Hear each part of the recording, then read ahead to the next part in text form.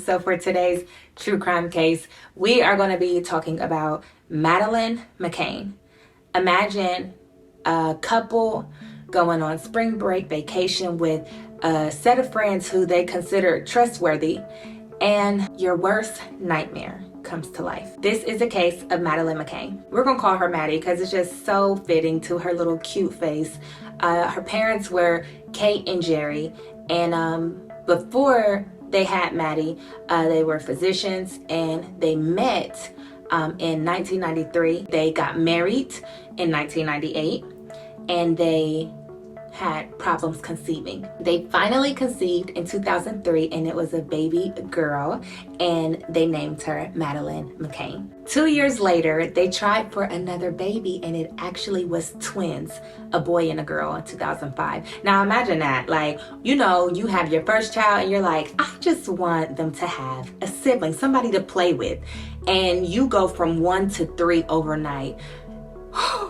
That's a lot. But they were considered upper class. They were both doctors. So, I mean, why not? So in 2007, once the kids were a little older, they decided to take a family vacation for spring break, April 28th to be exact, 2007. And they were visiting Pride de Luge with 7 friends, and it was 8 children. They were staying at a family-friendly resort.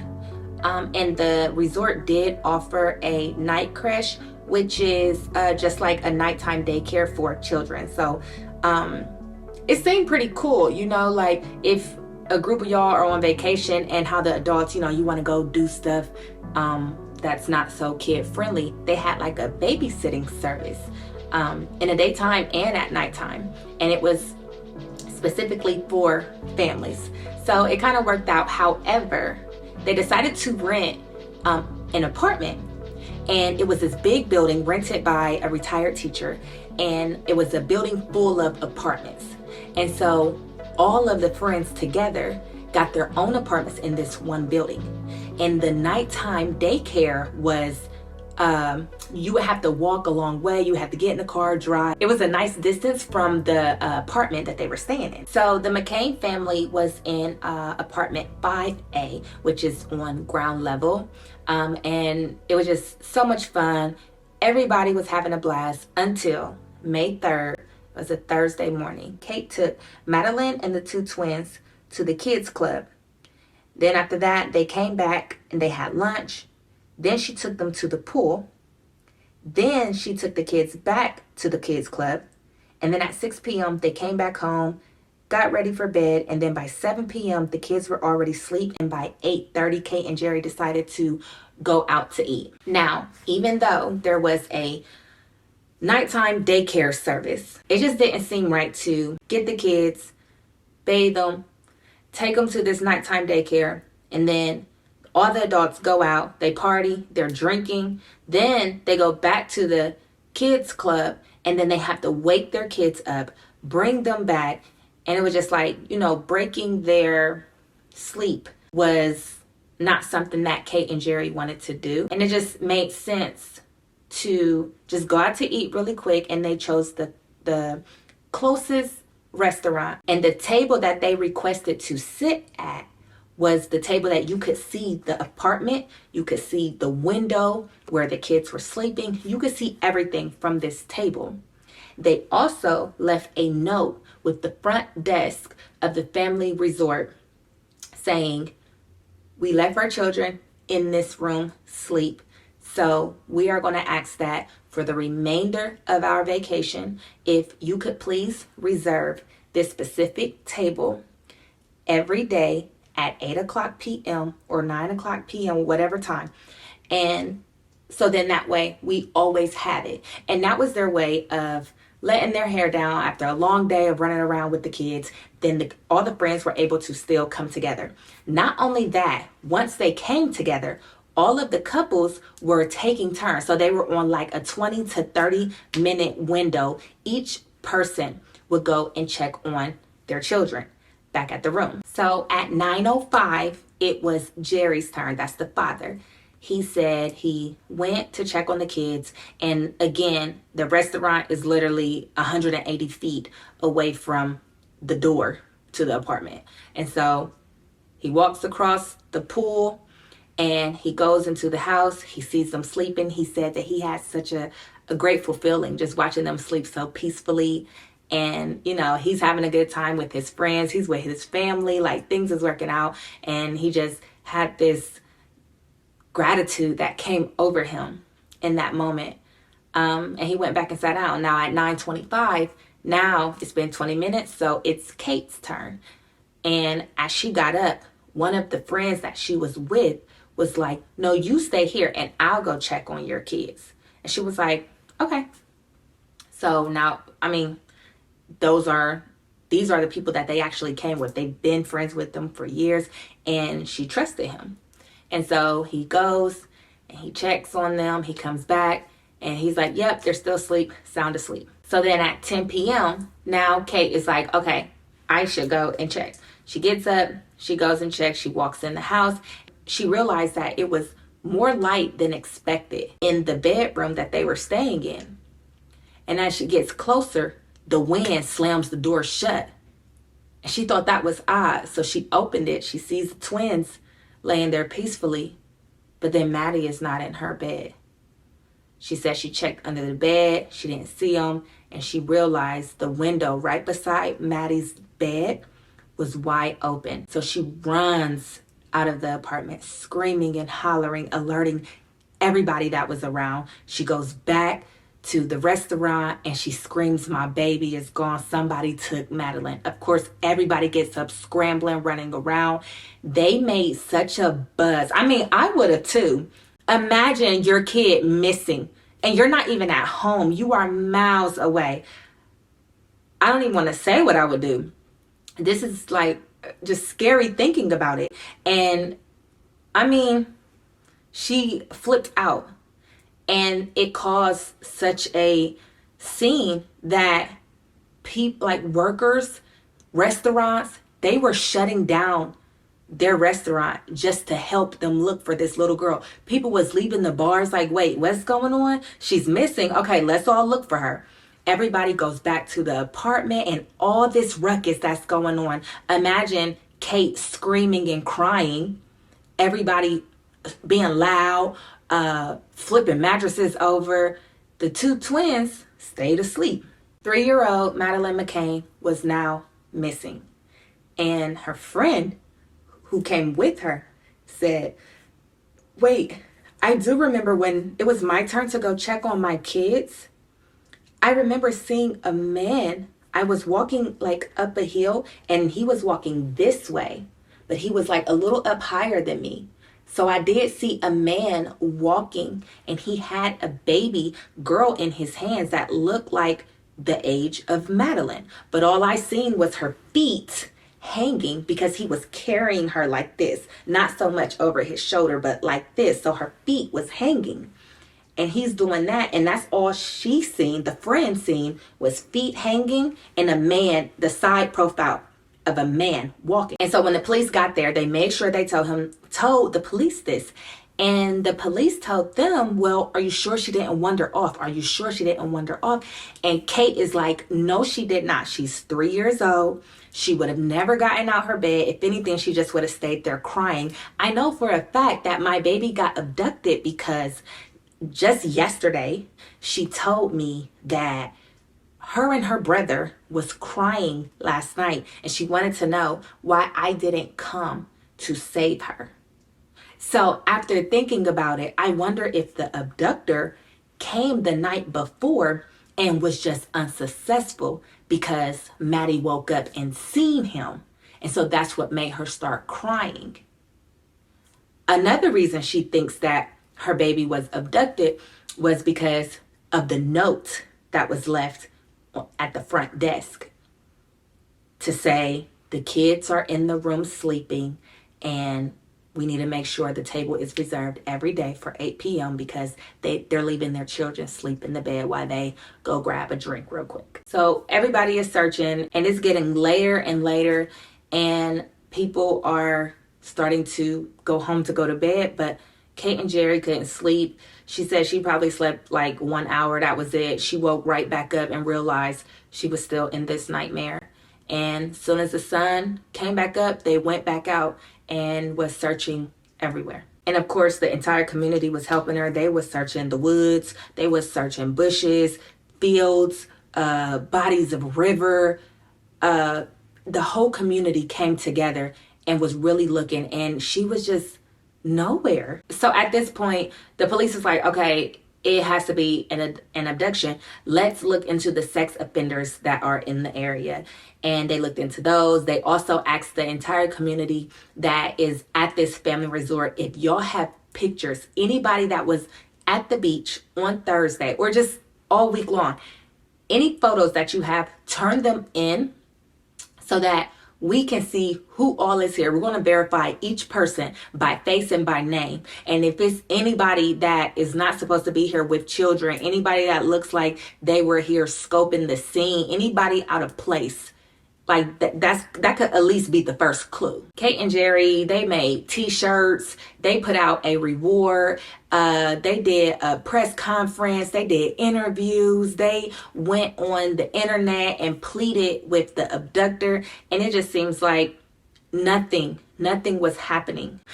And so now the community is like, it gotta be somebody. It gotta be, the community, they get antsy when something has happened, when there's been a killing with no suspect, a kidnapping. They put a lot of pressure on the police to find out, or they make their own assumptions and they'll start pointing fingers. And that's exactly what happened. There was a bystander who was helping, just like the whole community.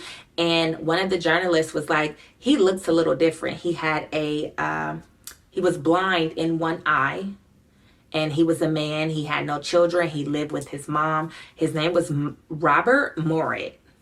Everybody just was like, started whispering, why is he here? Why is he helping? He looks a little weird. He's probably the one that did it, and he just has to see how far we're getting. He just wants to be around to see what type of information we start to pick up. He wants to make it look like he's innocent, but I wonder if the baby is in his house.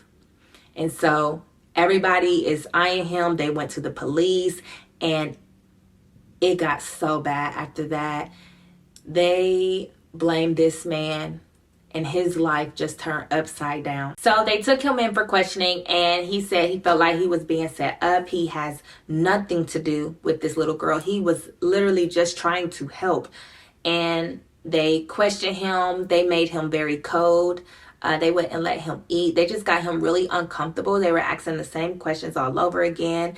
They even hit him really hard in his back and was basically like, if you don't talk, I will pin this whole thing on you. And he thought that was strange. And they, as he was getting questioned, they went through his house, took all of his belongings, looked through computers and all of that. And at this point, it's pretty much out there to the public. And so everybody, so many journalists and people, because at this point, the story has broke the internet. And so the whole world is watching. And it's like every day there is like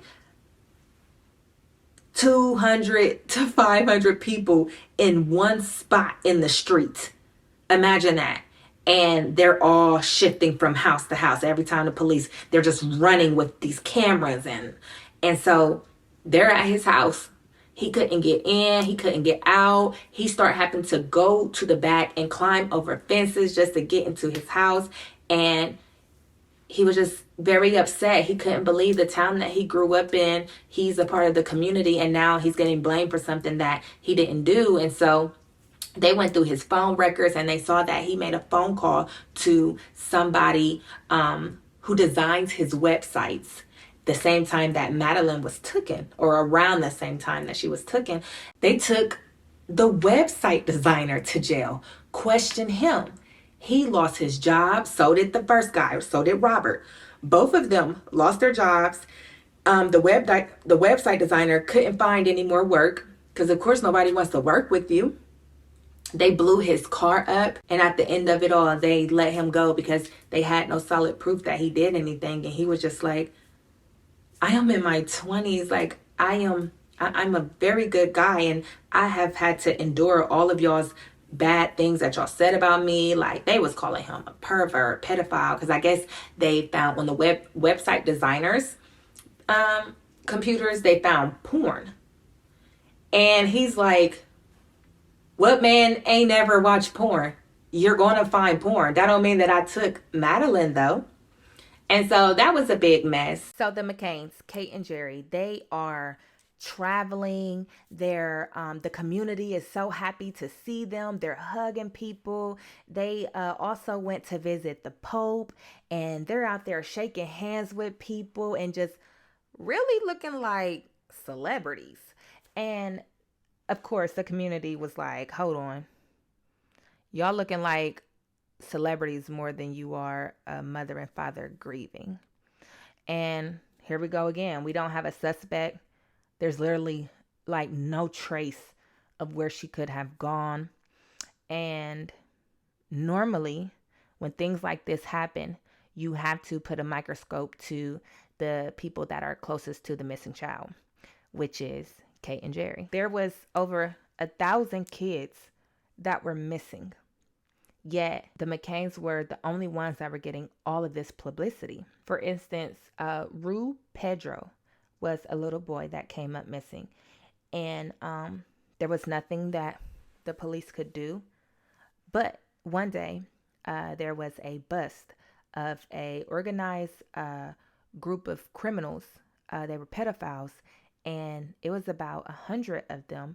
They were called the Wonderland, and they would record children getting raped, and they would have it on the dark web. Well, when they got busted, they took all of their computers, so now they had all of these CDs and tapes of children getting raped. And so the only thing that they can offer all of these parents whose kids was going missing was to them to look through all these children getting raped to see if they can identify their child. Yo, if these stories don't make you grateful for your life, oh my God. I honestly can't imagine, and I don't want to. So this mother of Rue Pedro is looking through it, and she identifies her child being raped. Her little boy was getting bad things done to him, and there was nothing that she could do in that moment. So she saw something bad happen to him, yet he's still missing. How is this bringing him back? And so now we just unlocked another level of my hopelessness, because I know what my child is going through right now, but I don't know where he's at to save him. That's the best the police could do for these mothers. Yet the McCanns, they are considered upper class, so they have the funds. Everybody, the whole world is wanting to help out. They going to church every day. They on TV every day. Madeleine McCann's name was literally spread. I mean, countries. Like, everybody knew about this little girl. There was just no way we wasn't going to find her. So the community started to notice how controlled Jerry was, and how he just seemed to be so put together and almost calculated, and how Kate was very emotionless. They just seemed like, Kate seemed more of like a robot, as if she was still empty, but she already knew what had happened, is what everybody was speculating. A journalist, decided to go to where they were eating at the day that Madeleine McCann went missing, and she decided to sit at the same table that they said that they were at. And she said there is no possible way that they could see the apartment. And this was broad daylight when she went. But when Maddie came up missing, it was nighttime. So her thing was, if I'm sitting in this exact same spot and I can't even see it in daylight, how did they see it? So now I'm wondering if the story has been fabricated. She also noticed that the parents' timing of when they were leaving and coming back didn't match either. Like one person said the first night that everybody gave statements, one person said every 20 minutes. The next person said every hour. And then 24 hours later, when they did a second statement, all of a sudden, everybody had the exact same answer. In Kate's statement, she said that she looked underneath the bed when she realized Madeleine was gone. But if you go to the apartment, there is no under the bed because the mattress is actually on the floor. 3 of the friends that was with them on the vacation went into the same room of the suspect that they thought did it, Robert. And he said that all 3 of them was looking at him and was like, yep, it was him. He did it. But the night that Maddie went missing, nobody knew anything. Well, all of a sudden, a couple weeks later, now you know for sure this man did it. And so he felt like, yeah, all of you guys are setting me up. And then after that, all of the friends quit talking because Kate and Jerry told them, don't talk about it anymore. Don't talk about it to anyone. So that was another red flag for the community, because if your child is missing, you're not going to shut up the people that can help everybody figure this out. You know, anybody that was involved can help. We can all come together, put our stories together. Okay, you saw this. Okay, then when you went to the bathroom, you saw what? But you want everybody to be quiet now. So now everybody is starting to side eye Kate and Jerry, except for the people in their hometown. Now, they haven't been home yet. They never left, which I don't blame them. The police got all of their phone records and emails from everybody in the friends group. So then they speculated, I wonder if they accidentally killed Maddie and then they had to cover it up. Because why is it that when there's all this ruckus going on because Maddie's missing, people screaming, flipping over couches, the twins stayed asleep? There's no way that they were that deep in a sleep that they didn't wake up at all. If you just put them to bed at 7, by 10 o'clock, that's 3 hours of rest. They would have been up. Like, what's all this noise? They would have woke up. They wasn't in a deep sleep like that, but they were. And so everybody's like, I wonder if you were giving them, I think it was called carpool. It's like it's a sleeping medicine, and people were giving it to their kids so that they can go to sleep. And so that was everybody's speculation. Oh, they must have gave all of their kids too much, but they gave Maddie too much, and she never woke up. So they had to fake this scene of somebody took her.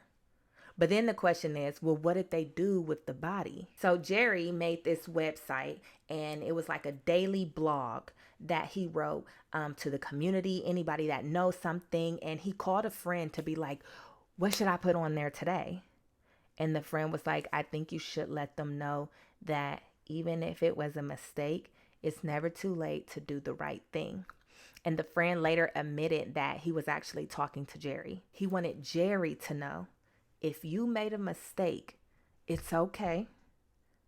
And the truth will set you free. The apartment 5A that they were staying in was so full of DNA because, like I said, so many people ran in there helping these parents look for their baby. And that's another thing that everybody said.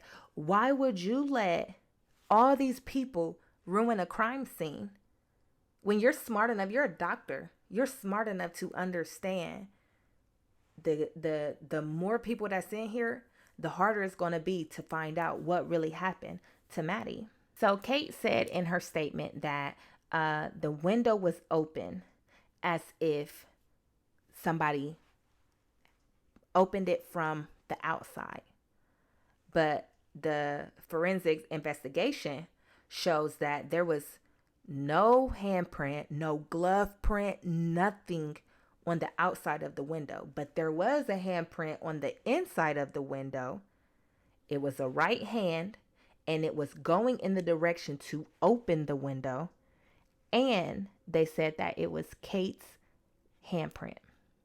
So she was the one that opened the window.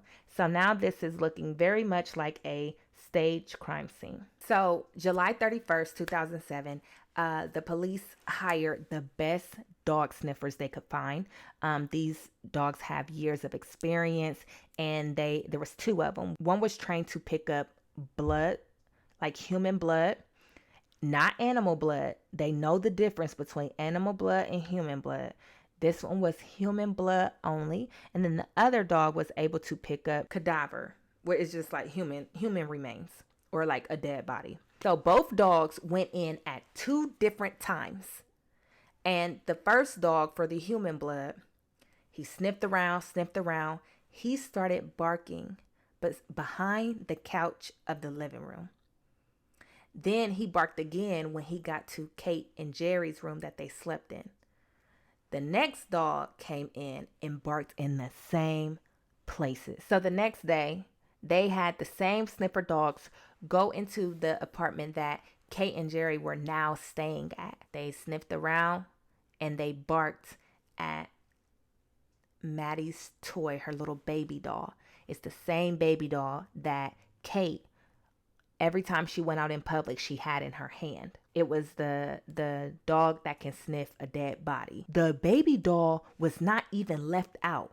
The baby doll was in a cabinet, and the dog barked. They opened up the cabinet and he grabbed the baby doll. Their assumption was either the doll was beside her when she died, or Kate has came in contact with a dead body, and because she always has the baby doll with her, that's what made the dogs pick up on that scent. So now the whole case is just like, it's starting to make sense, and it's just taking a turn for the worse, because that's something that you wouldn't want to think. You know, why would y'all do that? And then secondly, why would y'all go that far?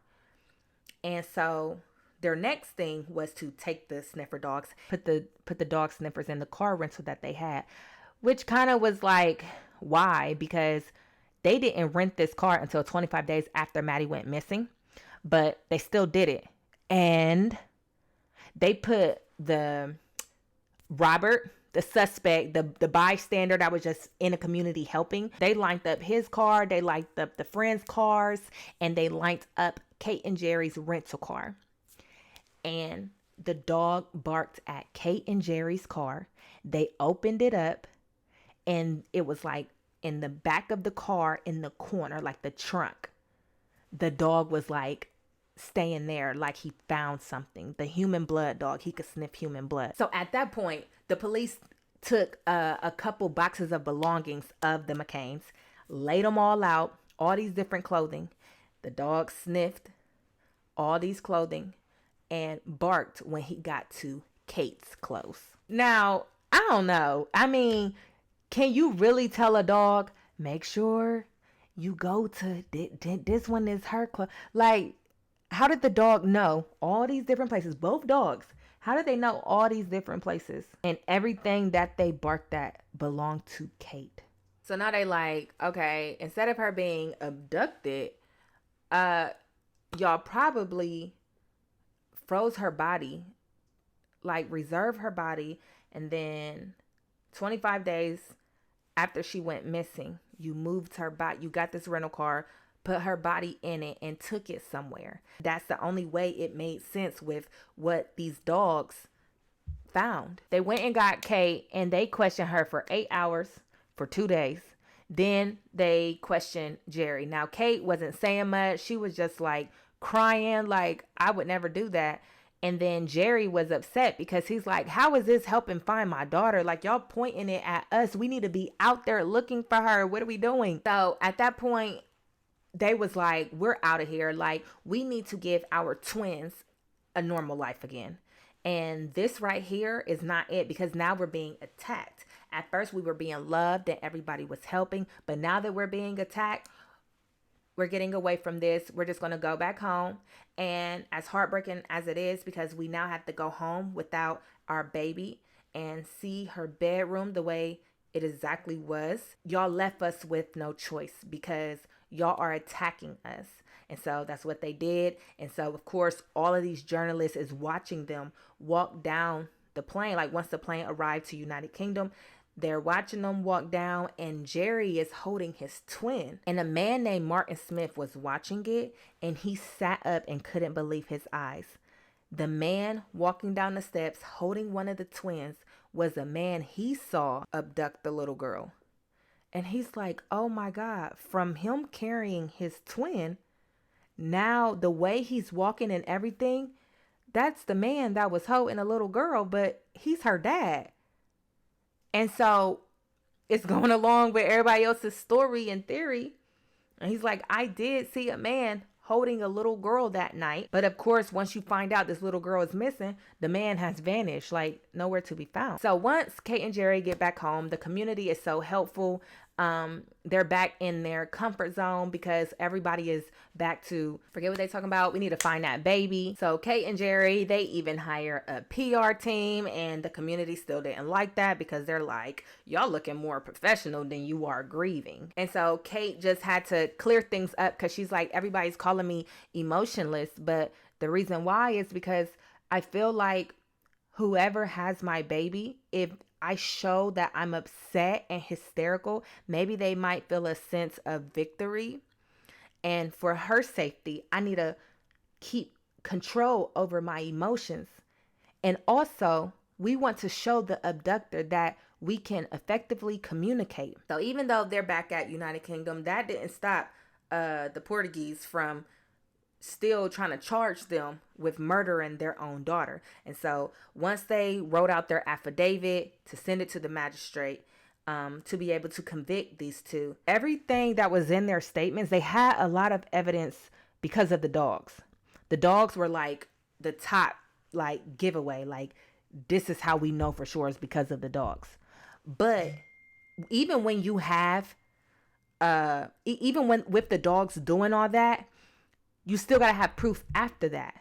So dog sniffers are only here to guide you to the right direction of the killer. So the Portuguese police, they did all of that basically for no reason, because there was not one single match of nothing. The drop of blood was not big enough. All of the DNA results, some said inconclusive, some said not accurate match, and it just kind of blew up in their faces. It said that the evidence amounted to a whole bunch of nothing. There was no way to prove that the dogs are right. Like, you have to have proof after the dogs find what they find. You got to have something after that. But they didn't have anything. And so Kate and Jerry basically got the head detective fired for fabricating with evidence to save the reputation of his town.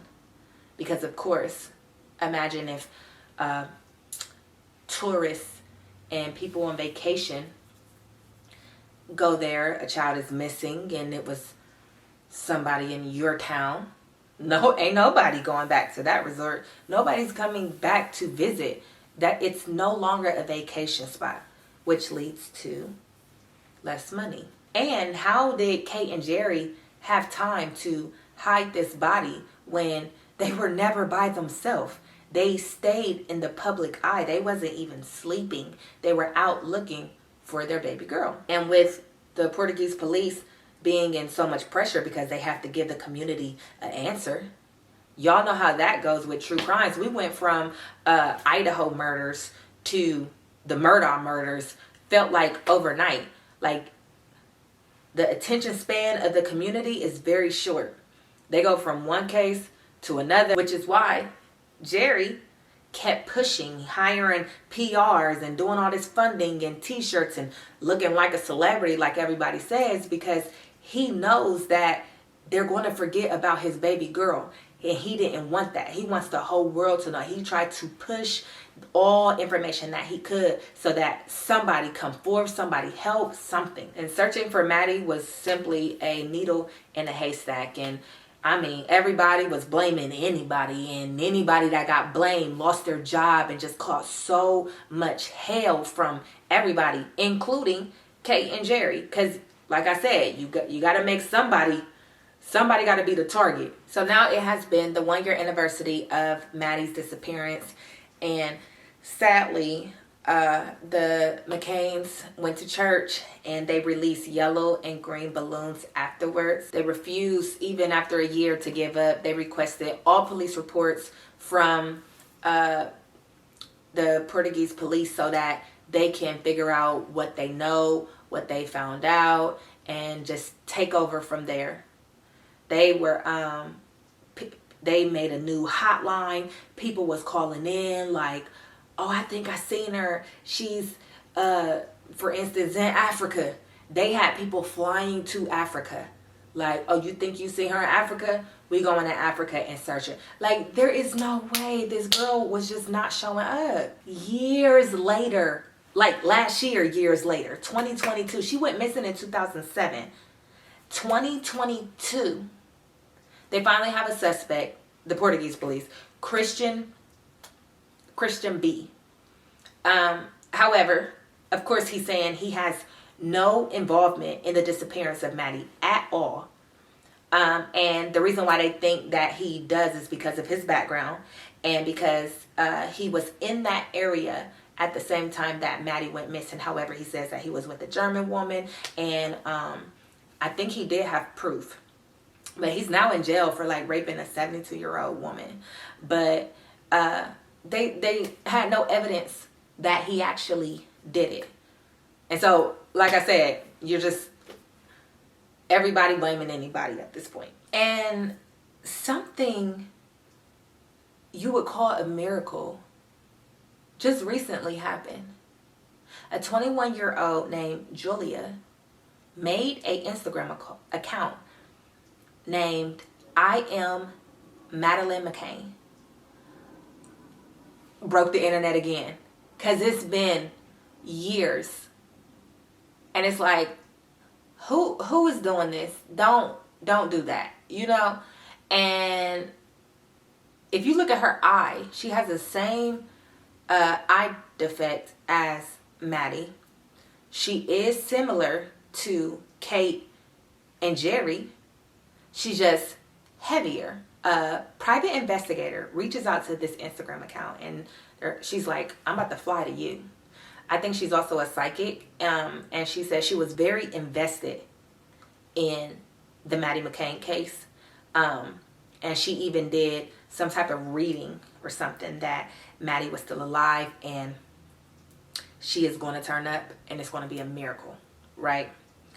And so that's what made her reach out to this Instagram account, because she's like, it's coming true. So she flies out to her, she questions her, and she ends up on Dr. Phil. And this was just the other day. Dr. Phil got a chance to question Julia, and he wanted to know, you know, why. And her thing is, she feels like she is Maddie McCann because the only memory of happiness she has as a child is being on a beach, and she saw turtles, and she just remembers a whole bunch of kids playing. That's all she remembers. She also said her mom never showed her love, and she's never seen pictures of her as a baby. She's never seen pictures of her mom being pregnant, and she's never seen her birth certificate. And when she asks her mom won't give it to her. Her mom won't show her anything. She also said that some man did some bad things to her, and he is very similar to the person that is a suspect in Maddie McCann's case. And the private investigator / psychic tried to help her get hospital records. Like, we have to be sure before we put this out here. And there is no hospital records of this little girl Julia. She's waiting on her DNA results through Ancestry. And her parents actually responded. They made a statement that Dr. Phil read, and it basically said that Julia is a troubled child. She knows that she is a part of the family. However, she did stop taking her medicine. She does have pictures of her as a baby. She also has her birth certificate. I can't give it to her because she took it when she moved out. So I would love to hear the ending of this. It would be a miracle. It would definitely be a miracle if this is really Maddie. And if it's not, then that little girl needs help. I feel like the little girl needs help regardless, because it seems like she's been through a lot of trauma. And to just make such a claim like that as an Instagram name, she definitely needs counseling. So I just hope that she really gets the help that she needs. And I want to keep the McCanns lifted in prayer, because imagine all these years, you know, you're so exhausted, and I can imagine all these people have probably said the same things as Julia. You know, they probably get so many calls still about how they seen Maddie or how they are Maddie. And so let's all learn from the McCanns. If you have children, protect them. Do not take that job if it does not meet with the schedule. Don't give them to anybody to babysit. There is no job, there is no party, there is no dinner that is worth your child's life. Like, we have to protect them. Human trafficking is a $150 billion industry. Just let that sink in. Don't have kids if you're not financially stable. Don't have kids if you don't have the discipline, if you are irresponsible, if you don't have the time to give to them. Because once you have kids, it should be all about them. Find the couple people that you really trust with your kids and make sure they understand the assignment as well. Do not leave my child by themselves. Keep an eye on them at all times. Human trafficking is real, and nobody should have to go through what the McCanns went through. Post notification goes to... Thank you so much for having your post notifications on. Shout out to you for having the best comment. If you would like to see more unsolved true crimes, then click right here. If you would like to subscribe to this channel so that you never miss another video, then click right here. I love you, and I will see you guys in the next true crime.